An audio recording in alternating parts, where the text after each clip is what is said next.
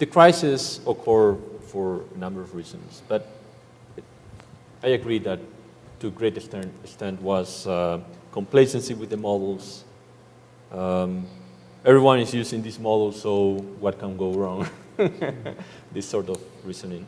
And also greed, that essentially people realize that there is a bonus calendar and there are no clawbacks.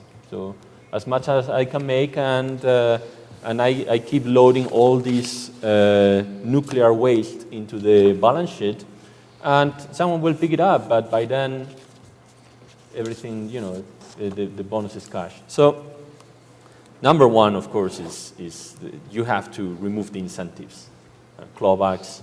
Number two, you have to avoid this kind of complacency of everyone is using this model, which works like a kind of social insurance, right? Everyone is using this model, so if we go together, and I don't look like a fool. And so that would be number two. And then I guess number three is, I completely agree that we need to allow businesses to make money, right? Otherwise, what can we do? How are we going to live? And at the same time, we have to ask these businesses who are engaging in pernicious activities to pay for that. So we have to ask them. Now, during the crisis, the problem with the crisis is that by the time the market collapsed, there was no way to make them pay because otherwise the economy would just freeze. So, but now would be the time to set the record clear that if a firm engages in some misbehavior, they are going to pay, and the directives are going to pay. That's why they are making these huge bonuses, right? And so to set a system of responsibility that removes the incentive. Well, I guess models should be used by both parts, the risk departments and the front office people. But the thing is, as you have just said, Marcos, everybody's using the same model. So the model itself is not to be blamed, as I said before. It comes in the incentives that banks are asking us to do. Sometimes what it does happen is that crises will always happen. We never know when they're coming, but if they come when you have taken greater risks because you need to comply, to do a bigger budget, then you have the crisis to be bigger, even bigger. So I guess that's the key there, in my view. Just how we organize the business from the very, very top management, because the models, we are going to use them. Everybody has used them for a long time. All the traders know what the problems with the models are. They are the assumptions we take.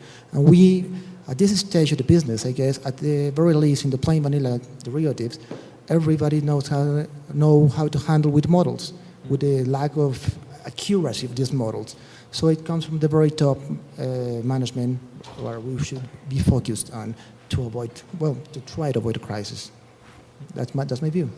Yeah, thank you, Jorge. If may I add something? I agree with Fernando in the sense that one thing we know about the next financial crisis, it will come, for sure. New crisis will happen. If we review the full analysis and documentation that Kenneth Rogoff and Carmen Reinhardt did in his last book together, one thing we must understand, crises are repeating one another and another time. So for sure we will have new crises. And in my point of view, I think about financial models the same way as you mentioned. I really like your analogy saying that the problem is not the car, but the one who is driving the car. So it's very important to align incentives to be able to make business. And I guess not only the models, but also regulation is necessary. I don't know if that's part of human nature or why, but we need someone trying to watch the best way possible and establish some measures to avoid systemic risk, not only for big institutions, I just remember yesterday we had the Mexican Banking Meeting Association, and some people mentioned about this topic about too big to fail that Mexican regulators are applying, and someone raised his hand and says, and what about too small to ignore? You need to take in consideration anyone. I guess models are indispensable, but judgment for sure is needed. Models give us some different views and understanding of what is going on. I mean, it helps us to understand real situations and maybe some stress test situations. I guess models are a kind of knowledge or understanding of reality. And I guess we must invest in developing good models. We must in some way invest in developing good regulatory requirements. Models are like educated tools to make decisions. And I just remember a phrase that says, if you think that knowledge is expensive, try ignorance. And for sure, models help us to understand real situation and possible future situations. About the bonus culture and how we seem to be improving things by having clawbacks and spreading bonuses out over several years. And I think I'm right in saying that that has actually happened without regulation to a large extent. That's happened because banks have seen the light and they realize that, what we've been doing in the past creates such short-term horizons, we've got to do something different.